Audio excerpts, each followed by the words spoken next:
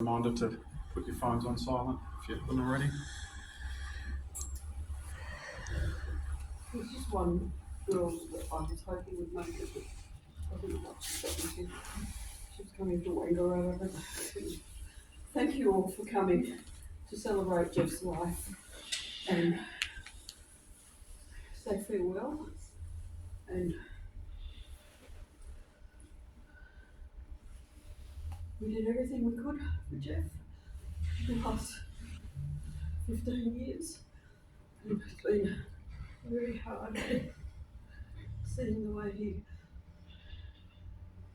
deteriorated and passed, and Ron and I were blessed to be with him when he drew his last breath, and that was just so special, especially for me and for Brian, because we knew that he really appreciated what we were doing for him. His sons couldn't make it over because they're too distraught, and they're waiting for his other son, youngest son, Jay, to come from Japan. But they are organising a memorial service for him down at Tree Beach, where he used to go surfing, and he used to take the boys there body surfing and so forth. So, but that's all I think I need to say. And you will. Is that the order? It doesn't matter. Yeah. I'm going to say yours today. Sit down, Mum. Thank you for coming. Jeff was my younger brother, but I wished he'd been my big brother. He was such a gentle person. I would love to have had him as a big brother.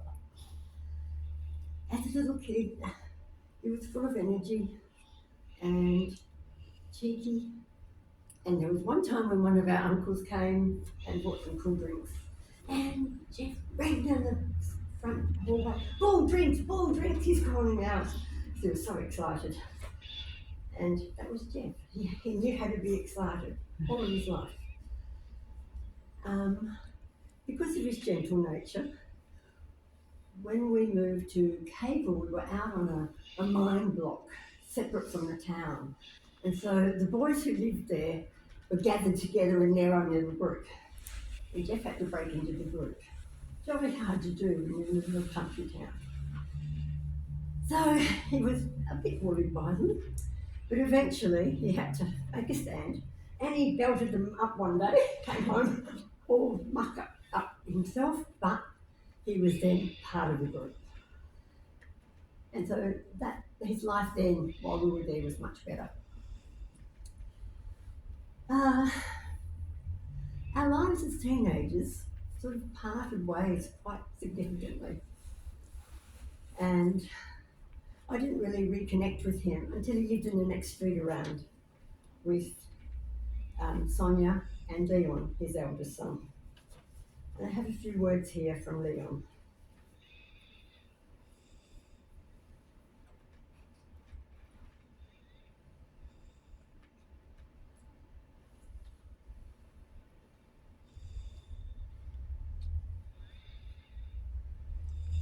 He said, I tried to find words and cannot.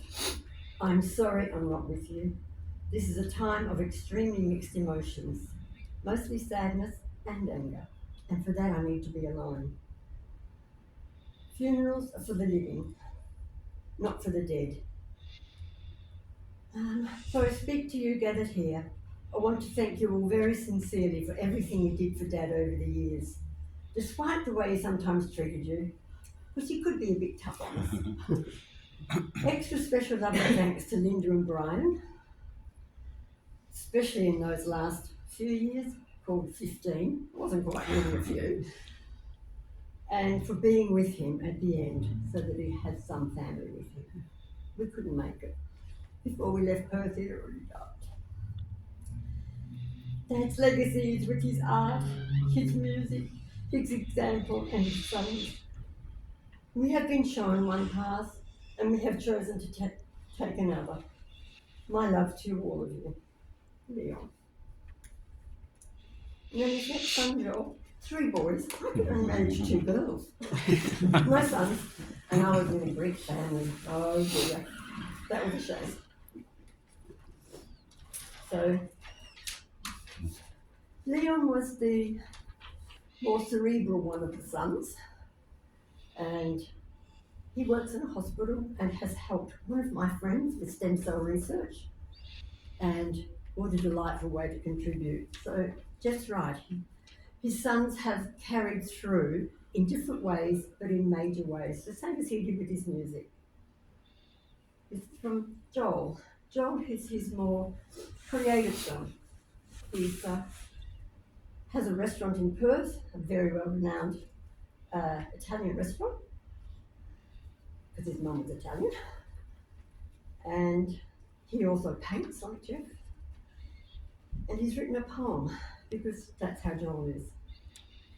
Watching model aeroplanes fly, dreaming of owning one someday. Nights away from home, rocking out.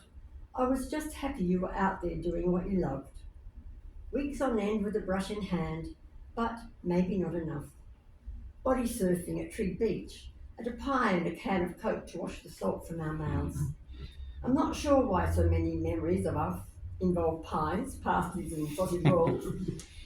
Still waiting on that trip to Disneyland. I'll see you there one day.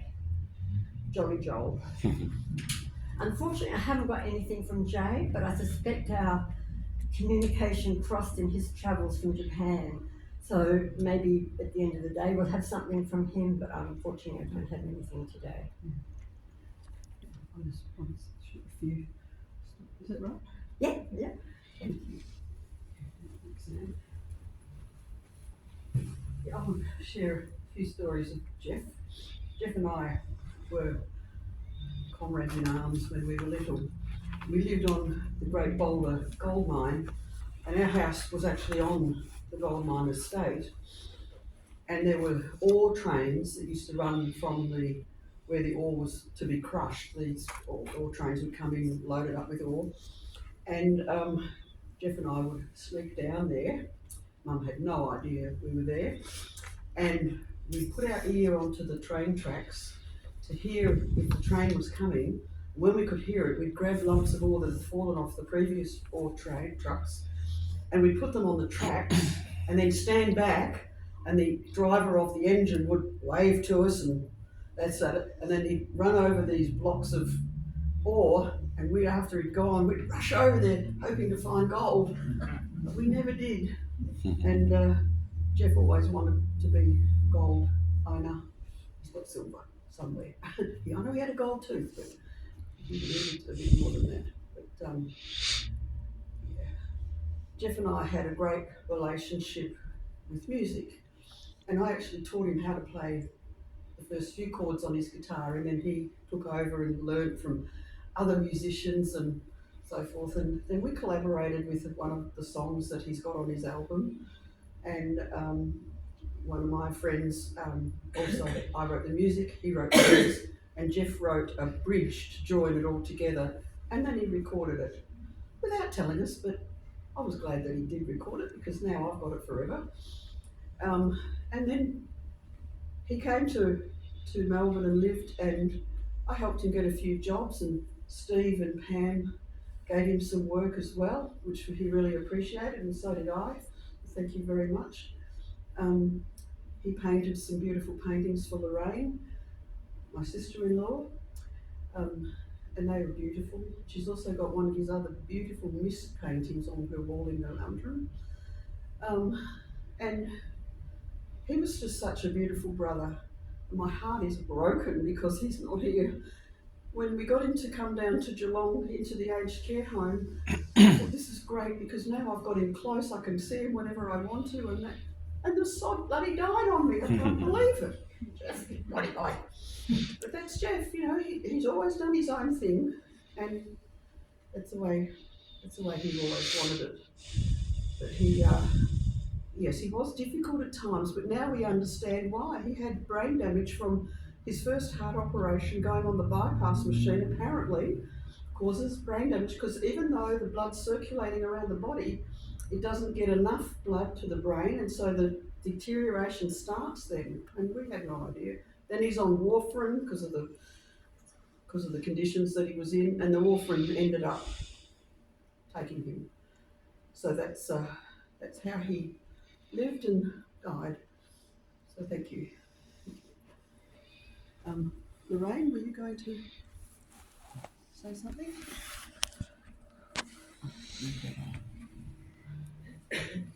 There's money.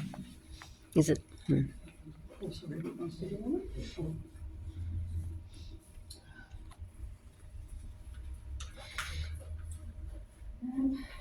I'm Jeff's little sister, Lorraine.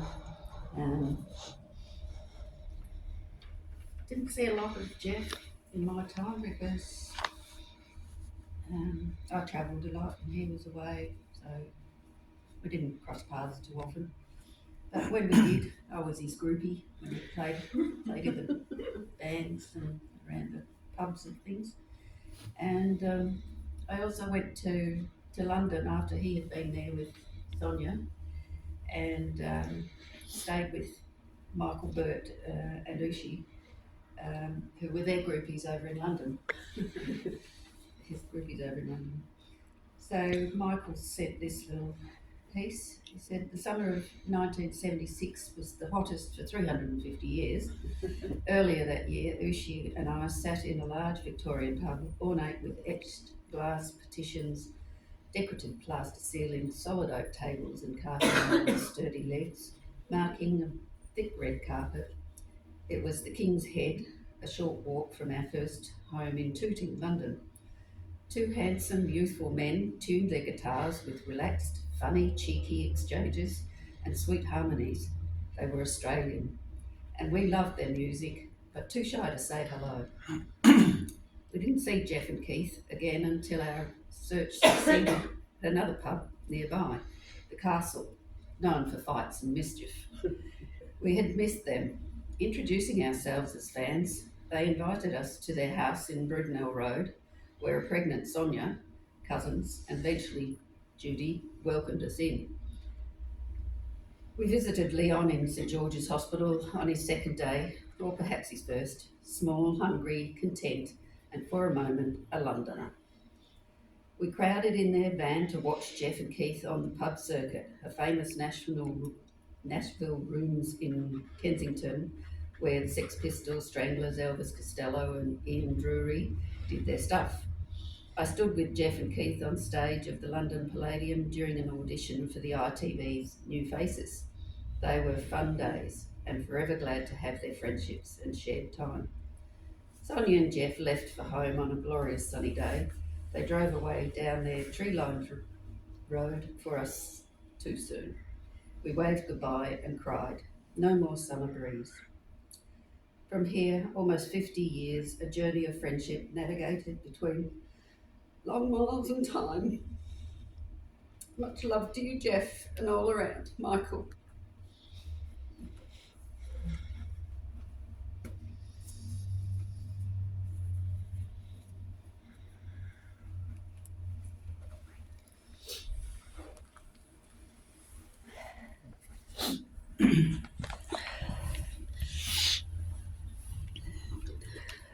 Morning, my name's Roger. For those that don't know me, I'm Jeff's favourite nephew. No, I'll say that in cheek. He did have another one. I was thinking about this one. At one stage, I thought I was the only one, but we got Daniel as well. Yes. But yeah, he didn't have many nephews. My son, by the way. Yeah, well, I think they know that. Yeah. I'll just talk about Jeff from my experience. Uncle Jeff. We, as you're probably all aware, have a bit of creativity in our family, whether it's arts, music, and so on. Mum taught Jeff a few chords. She also helped me with music, and as a result, I started with piano lessons and guitar. So to then have an uncle in the family that played music and was trying to, make it in the industry was inspirational for me. And I idolised Jeff, and it's just unfortunate that at the time when he was so active around our area in Greenwood and would visit our house with a new song that he'd written and this and that, I wasn't quite old enough to go to the 18 plus gigs and see him rocking and playing like that, but I was able to experience the behind the scenes, and he loved talking about it and get excited, and that was great. You know, at one point I shared that I was his roadie and would help him set up at the Greenwood Hotel, pay me $30, and I'd help set up and hang around and have a Coke, and he'd have an ouzo and Coke, and that was great. And he did that because he really was a great family person as well, and he loved his boys, but he also loved his nieces and nephews and everyone around him, and if he could, he'd do anything to help them. It's been great spending the last week with Mum and Lorraine and Anne and Brian, and going through a few of his things to work out what we wanted to present here on his behalf. And I actually came across a picture frame that's got all of his nieces and nephews in there from years ago. We're all young, and it was just a reminder of how much what he thought of his extended family as well, not just the people in his four walls. So that was a great quality about Jeff. Probably plenty more, and I didn't write anything down, so that's probably not. But I do have a message from one of his close friends in the UK, Daryl Todd. This is from Daryl and his wife Elizabeth Todd. Daryl was a close friend and a collaborator with Jeff in the music industry, and one of his biggest supporters. So I'll read it word for word. I'm not all sure. You guys did a great job, by the way. Fantastic job. I'm not also sure where to start. Known Jeff for some 50 years plus now, mates from the outset, and will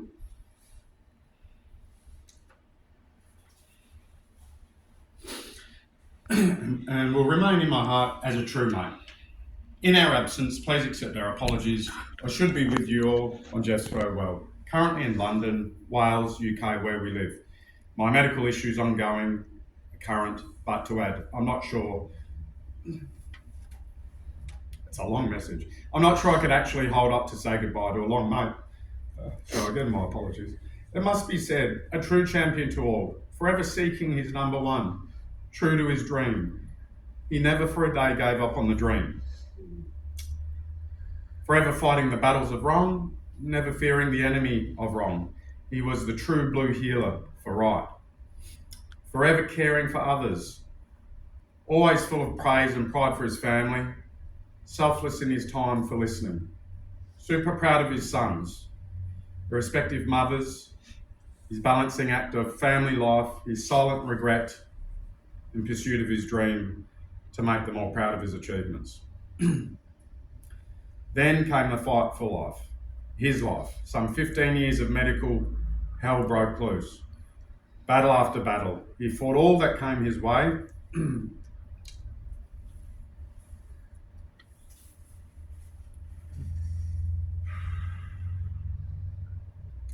Now singing his way to the pearly gates. Welcoming crowds await the roar of a new arena. Yesterday, today, his sister Linda was his lifeline.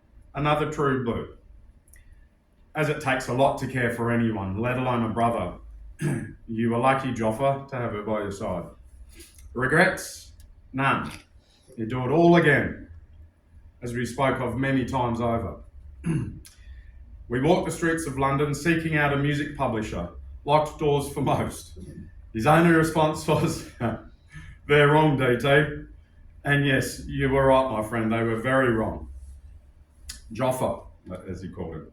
Intelligent, gifted, creative master, honest to the core, sincere, not a bad bone in his body. You could have been a teacher, a doctor, a lawyer, but he went with his heart. Good on you. You've left a life's work, music in our hearts, etched your way into musical history for all time to enjoy. Keep hope alive, your swanny mate.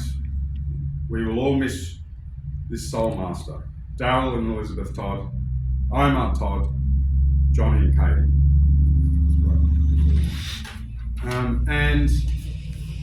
Just to finish off from me.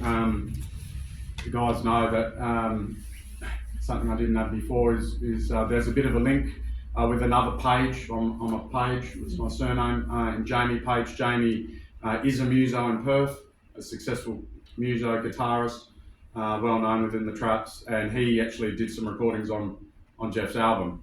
And he was also, back in the day, worked at Cosmic Sound, which is a well-known music store in Perth, and we all used to go and buy our guitars from him. That's how I knew Jamie, and then the link that he started recording on Uncle Jeff's album, that gave us a bit of a bond. So when Mum put a post up letting people know about Jeff's passing, I reached out to Jamie, messaged him and said, Jeff's passed, can you let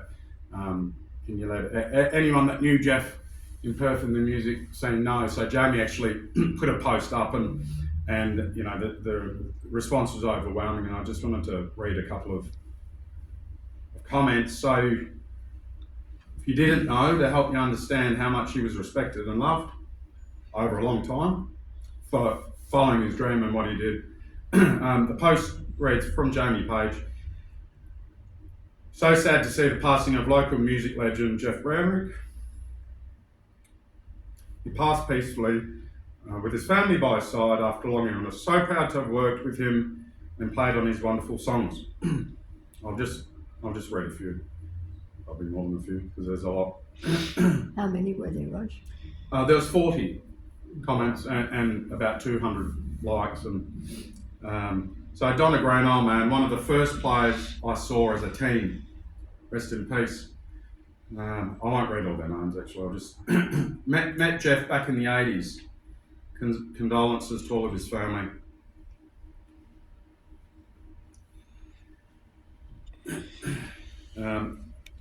Lance Outridge, first pub band I ever saw was the main title band with Jeff up front. Fantastic front man and a brilliant lineup. Rest in peace.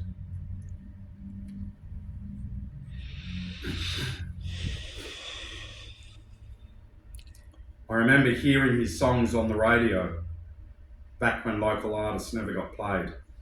Condolences to those who knew him and played with him. Well, that's, I remember hearing his songs on the radio. Oh, that's the one I just read. So sad. Jeff was such a top bloke and so talented. I really liked and respected him. Condolences to everyone. So sad. I enjoyed watching the Jeff Brownrigg band at the Herdsman Hotel on a Monday night, and then working with him at the casino in the 90s. I've known Jeff for nearly 50 years. This is from Gary Dunn. Known Jeff for nearly 50 years. Wonderful, talented human being. Condolences to Jeff's family and friends. Camille Simmons, so sad. He was a legend, especially in the early years. Such an accomplished, extraordinary player. Love goes out to all. One or two more. Someone who played with Jeff. I played in a band with Jeff when I came to Australia for the first time. So sad.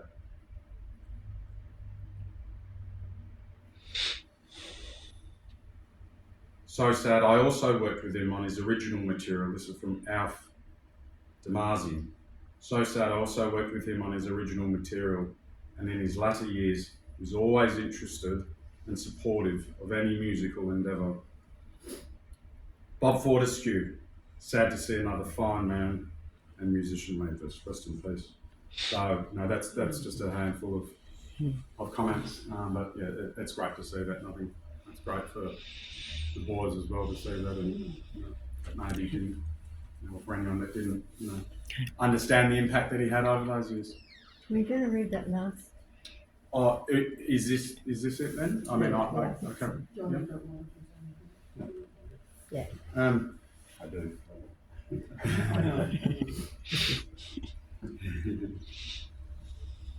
So at the nursing home where Jeff passed, where he last was, sorry, they had a lovely little memorial display with his photo and a lit candle and just some words.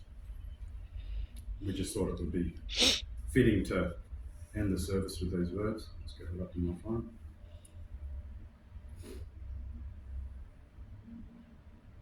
By the way, that's the photos of all of us. You won't be able to see it from here, but it was.